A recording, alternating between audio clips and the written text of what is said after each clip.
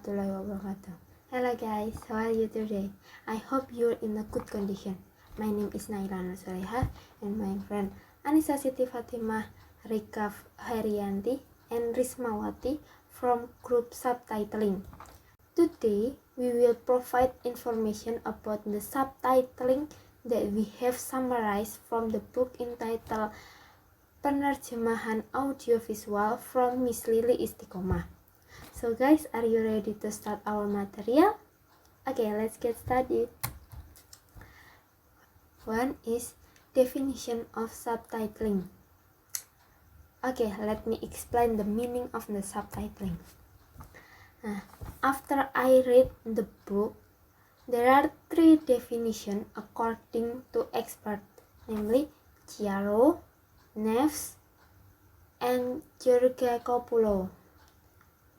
Okay, first I will explain the meaning of subtitling from Chiaro. Subtitling is the rendering in a different language of a verbal message in filmic media in the shape of one or more lines of written text presented on the screen in sync with the original written message. Yang artinya dalam bahasa Indonesia itu subtitling adalah penyajian pesan verbal dalam bahasa yang berbeda di media film berupa satu atau lebih baris teks tertulis yang disajikan di layar selaras dengan pesan tertulis asli.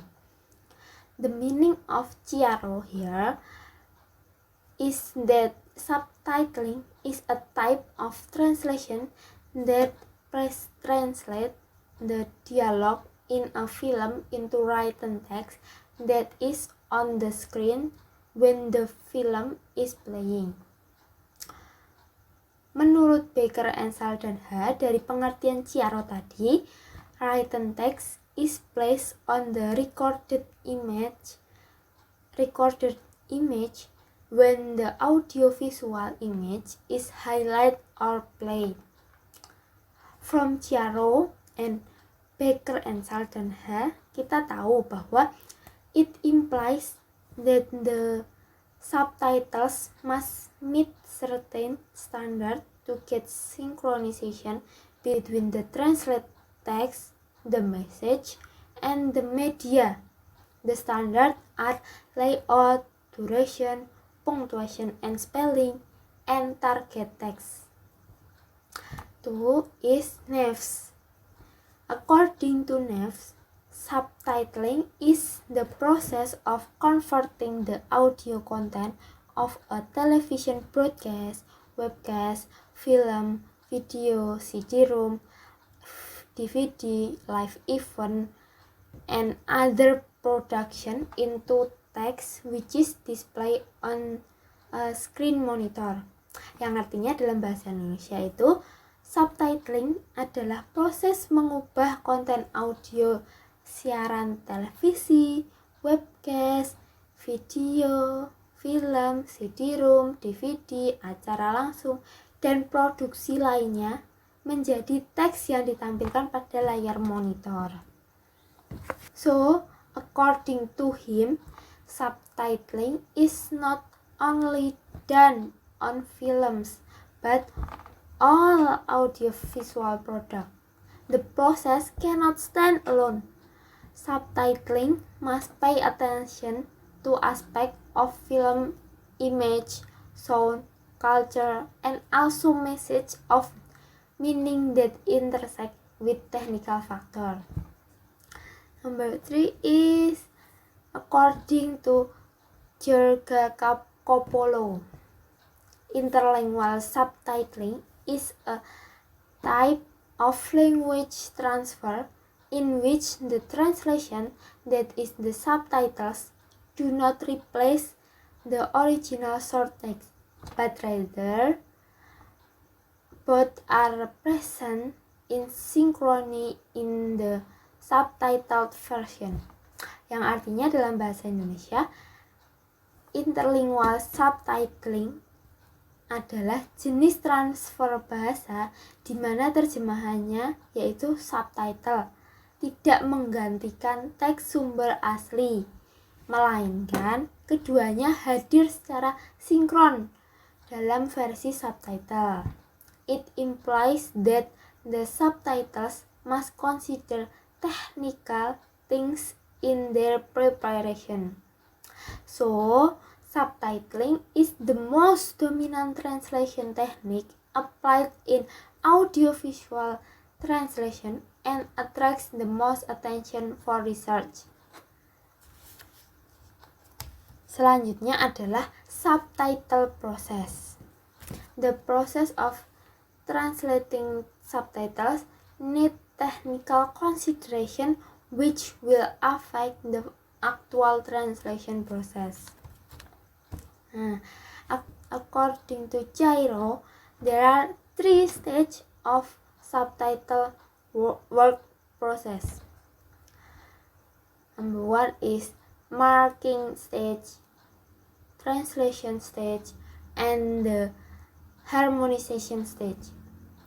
Stage 1, the marking stage, where the transcript or dialogue listage is marked to determine where the subtitles should begin and end. Stage 2 is the translation stage. Translate the transcript by going through a process as is usually done by translator of text on print media. Translation performs analysis first in the form of text analysis of audiovisual media, which is more complicated than print media text. In this analysis, the translator reveals the explicit and implied meaning of the text from the image and context that appear on the screen. The translator must also take into account and cultural factors shown in the picture and the technical factor. The choice of words must be adjusted to the limited space of the media and the readability of the readers. Stage terakhir yaitu stage 3 adalah the harmonization stage. There is the third part who acts the final editor or coordinator, whose job is to improve the result of subtitle. Tugasnya tuh mengecek the language and technical aspect. Number 3, kind of subtitling. There are 2 kinds of subtitling. The first one is interlingual subtitling. Interlingual subtitling is included into bilingual subtitling, which is subtitled in a different language. The user has to change from one language into another language. It's more common use in audiovisual translation, and the purpose is to help people who can understand the source language well.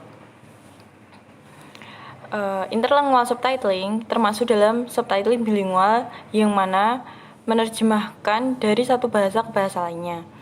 Subtitling ini lebih umum digunakan dalam terjemahan audiovisual dan tujuannya untuk membantu orang yang tidak bisa memahami bahasa sumber dengan baik. Number 2, intralingual subtitling. Intralingual subtitling is a subtitle in the original language that includes subtitling of domestic programs for the deaf and hard of hearing, and subtitling of foreign language program for language learner. Subtitling interlingual adalah jenis subtitle yang menerjemahkan teks verbal ke dalam bahasa yang sama. Subtitle ini digunakan untuk membantu orang berkebutuhan khusus seperti tunarungu, serta digunakan untuk membantu orang yang sedang belajar bahasa asing.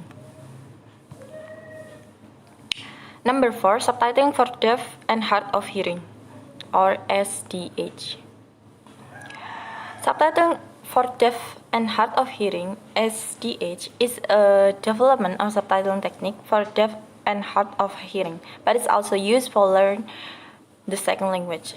Subtitling for deaf and hard of hearing, atau SDH, adalah sebuah pengembangan dari teknik subtitle atau teknik terjemahan untuk orang tunarungu dan untuk orang yang memiliki kekurangan dalam pendengaran. Namun, subtitle ini juga digunakan untuk belajar bahasa asing atau bahasa kedua. Subtitling for deaf and hard of hearing, also known as a closed subtitle, because this subtitle is optional. They can choose want to use or not want to show the subtitle. Subtitle for deaf and hard of hearing juga dikenal sebagai subtitle closed subtitle karena subtitle ini bersifat opsional.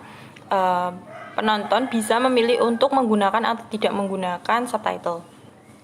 Subtitle for deaf and hard of hearing include all audible information as they assume that the audience cannot hear the audio in the video. So it can be called transadaptation, which is SDH video translation, which is in SDH video translation, transfer, and adaptation for deaf and hard of hearing. Subtitling for deaf and hard of hearing SDH berisi semua informasi yang dapat didengar, yaitu penggambaran informasi yang tidak dapat didengar dari audio di video. Hal ini juga menyebabkan tampilan pada layar menjadi lebih padat dan kompleks, sehingga perlu menetapkan standar peraturan tersendiri dalam waktu penayangan teks, warna, dan lain-lain. Number 5. Strengths and weaknesses of subtitling. The strength of subtitling are cheaper and less time consuming. Kelebihan dari subtitle antara lain biaya penerjemahan menjadi lebih murah dan membutuhkan waktu yang lebih sedikit untuk menerjemahkan. Subtitling are more real and more closely resemble to the original film. Subtitling juga lebih nyata dan juga lebih mirip dengan film atau video originalnya. It can increase interest people to learn another culture. Subtitling juga bisa meningkatkan minat penonton untuk belajar budaya bahasa asing. Next, the weaknesses of subtitling. The audience who know about the source language culture can find out the translation error. Bagi penonton yang mengetahui tentang budaya bahasa sumber, bisa mengetahui jika ada kesalahan dalam penerjemahan. And next, the audience would need more to pay attention to the text to understand and enjoy the film. Penonton juga harus lebih memperhatikan teks untuk bisa mengetahui dan menikmati film. Number 6. Subtitling standards. As we mentioned above, translation subtitle has a lot to do with factors of technical factors relating to the media that it uses. Here are 4 media that play a role in a translation subtitles, namely, first, FAC, our verbal auditory channel, which includes dialogue and various sound settings, for example, lyric song. Number 2, NAC, atau non-verbal auditory channel, which includes natural sound effect, and music. Number 3, WVC, verbal visual channel, is combined subtitle with the text written that exists in the film. Example: letters, poster, books, newspaper, graffiti, or advertisement. Number 4, NVC, or non-verbal visual channel, which includes the image, camera position, movement, and edit that set the plot and mood in the film. The layout for subtitles. Position of the subtitles are at the bottom of the screen. Maximum number of subtitles is 2 lines. Subtitles, which only consist of 1 line, are placed at the bottom of the screen. Text subtitle must be placed in the center. Maximum 35 characters. Hello is calculate 5 characters. HALO plus dot.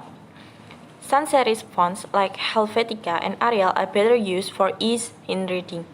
Subtitles are better colored in white pale, and do not put subtitles in the above of the text that exists in the film, such as information about the setting, place, and time. And after layout, duration. Maximum 6 seconds for the subtitles consists of 2 full lines. Then 2 maximum 3 seconds for the subtitles consists of 1 full line. 3 maximum 1.5 seconds for the subtitles consists only one word.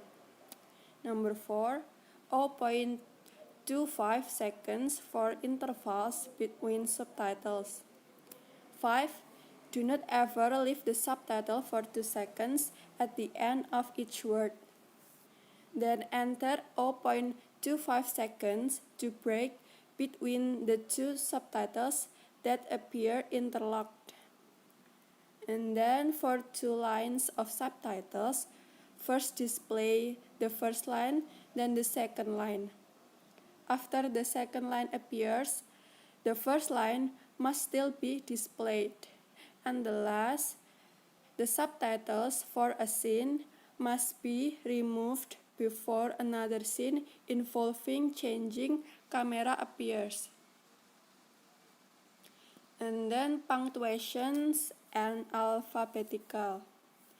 3 dots must be written on the screen if a subtitle is not finished and continues to the next subtitle.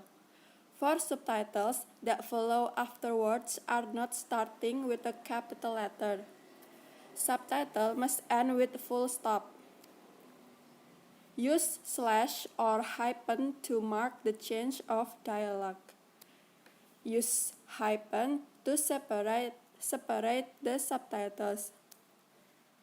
And then use this kind of brackets to give explanation of words or phrases that need explanation. It is placed after the phrase or word that needs explanation. And the last, do not ever use bold or underline. And then for the last of subtitling standards is target text edits. 1. Change one line of subtitle length into 2 lines with rows, cut it with good. This is the example. You can see it. And number 2, the length of the 2 lines in the 2-line subtitles should be the same. And 3, the timing of the subtitles should match the time when the verbal utterance of the characters in the film are heard. 4. There must be no more than 2 sentences in the same subtitle. 5. Do not try to transfer all the verbal utterances into the subtitles. Number 6. Change the expressions in the passive voice to be active. 7. Change the expression from negative to positive. 8. Change the temporal subordinate clause to the temporal prepositional phrase. 9. Change the modified nouns to relative clause. 10. Change as efficiently as possible if the 2 sentences are the same. 11. Change the indicative pragmatic request to a direct question. 12. Change the indicative pragmatic command to direct command sentence. 13. In certain cases, a longer sentence structure is better to use because it can convey the mental process stored in the sentence. 14. Acronyms, apostrophes, numeric, and symbols can save places if sorted but must be careful in abbreviation. A subtitler must be careful in abbreviation and must ensure that the abbreviations are easy to understand and already commonly used. 15. Only dialects that have been structured grammatically that can allowed to be subtitled. 16. The last, taboo language should not be censored except for reasons of saving space.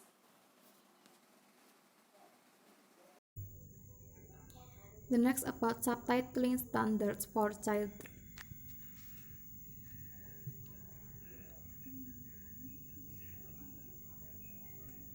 The preparation of subtitles for children follows the drafting standards by Kara Mitroglou. Jadi, penyusunan subtitle untuk anak mengikuti standar penyusunan oleh Kara Mitroglou. However, due to many differences, the process of editing subtitles for children is based on bbc.co.uk online subtitling editorial guidelines 6. Namun karena banyak perbedaan, maka proses penyuntingan subtitle untuk anak didasarkan pada bbc.uk online subtitling editorial guidelines 6. The first about duration of time normally applied according to CBBS. Jadi durasi normal menurut CBBS itu sekitar 4-5 detik untuk satu barisnya, 8-10 detik untuk dua barisnya. According to CBBC, 3-3,5 detik untuk satu barisnya, 6-7 detik untuk dua barisnya. The second about syntax and vocabulary. Avoid word simplifications unless sentences are difficult to understand. Hindari penyederhanaan kata kecuali kalimat itu sulit dipahami. Vocabulary should not be simplified. Jadi vocabulary seharusnya tidak disimplifikasi. Next.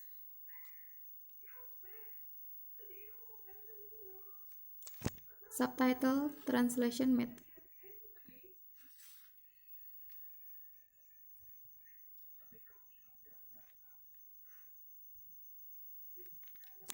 Subtitling and dubbing are the most frequently used types of translation.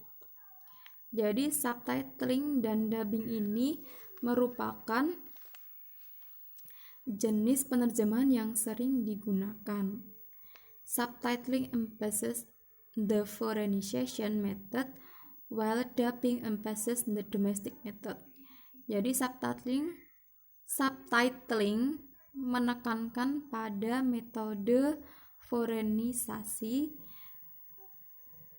ketika dubbing menekankan pada domestika method atau metode domestika. Domestika dan foreignization are two basic strategies that provide linguistic and cultural coherence in translation. Domestika dan foreignisasi adalah dua standar dasar yang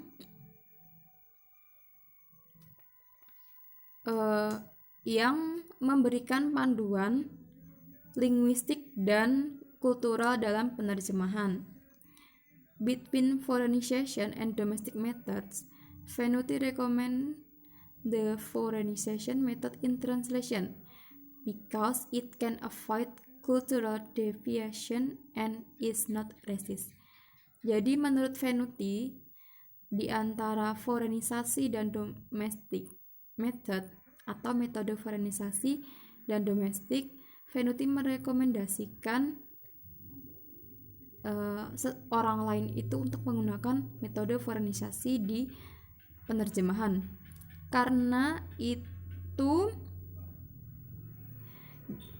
dianggap dapat lebih menghindari penyimpangan kultural dan tidak bersifat rasis. And next. Subtitle translation strategy. Ada 10 strategi dalam subtitling. Expansion. This strategy is used when the original text requires explanation because it feels like cultural nuance have no equivalent in the target language. For example, I had to study as a Hwarang to defend Silla from Big J. Diartikan seperti ini.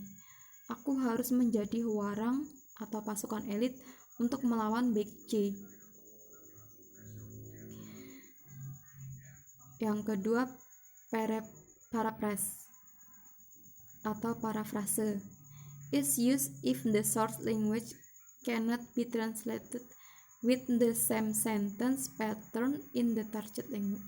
Jadi parafrase ini digunakan jika bahasa sumber tidak dapat diterjemahkan dengan pola kalimat yang sama di bahasa target. For example, forgive me for flying to the skies first. Di sini diterjemahkan, izinkan aku pergi ke surga duluan. And next, transfer, complete, precise and accurate translation of the source text. Jadi transfer ini merupakan penerjemahan teks bahasa sumber secara lengkap, tepat, dan akurat. For example, shut up yang diartikan diamlah. Ini arti yang akurat, lengkap, dan tepat. Yang keempat, imitation, preserves the form of the source text, usually the name of the person and place. Jadi imitation ini biasanya mempertahankan bentuk teks sumber dan biasanya digunakan ketika nama seseorang atau nama tempat. For example, here my name is Anissa, namaku Anissa. Nah, Anissa ini tidak diterjemahkan dengan bahasa yang lain, dia tetap mempertahankan karena Anissa ini merupakan nama seseorang. And next,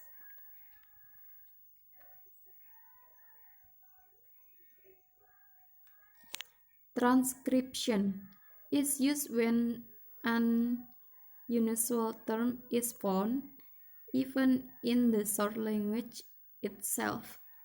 For example, W,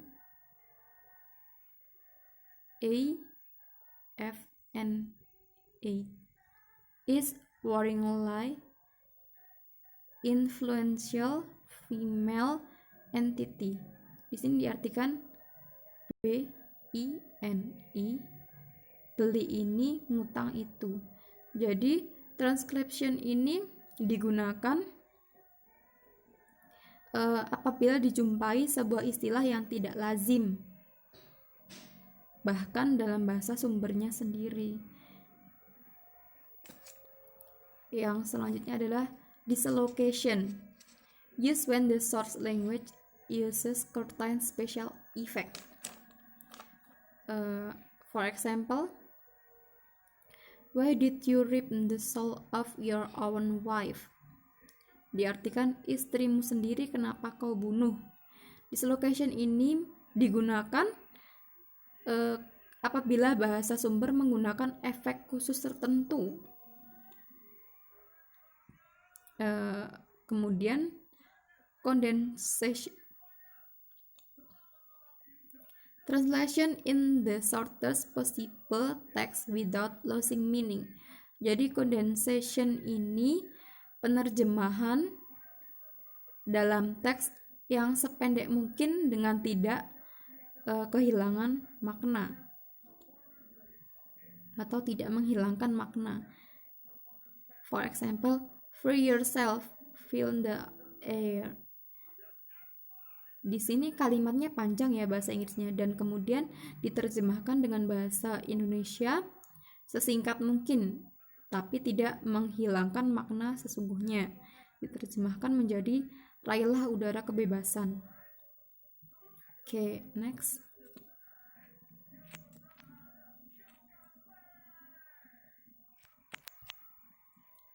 Decimation, a translation shortening that is more extreme than condensation. Jadi decimation ini merupakan sama seperti condensation, yaitu memperpendek terjemahan, tapi lebih ekstrim daripada condensation. For example, if love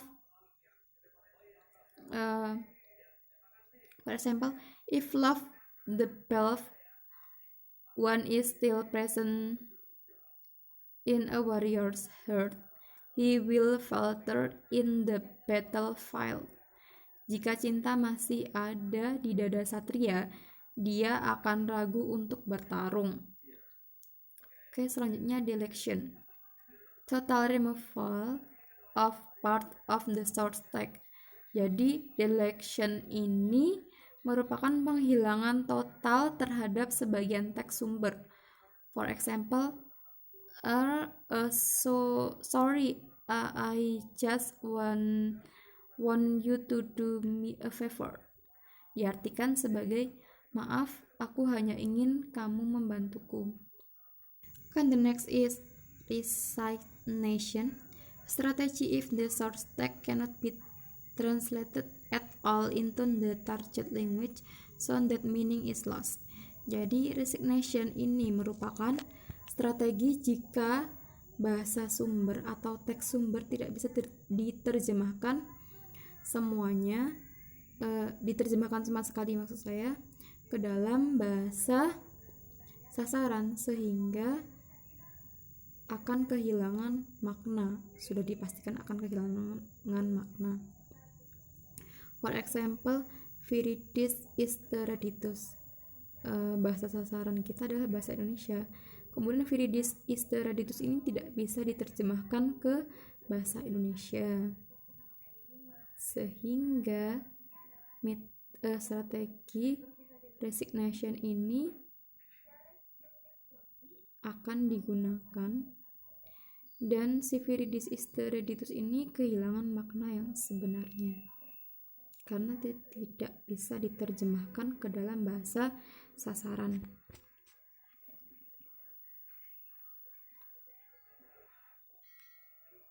Okay, that's all about our discussion. Thank you very much for your attention. Wassalamualaikum warahmatullahi wabarakatuh.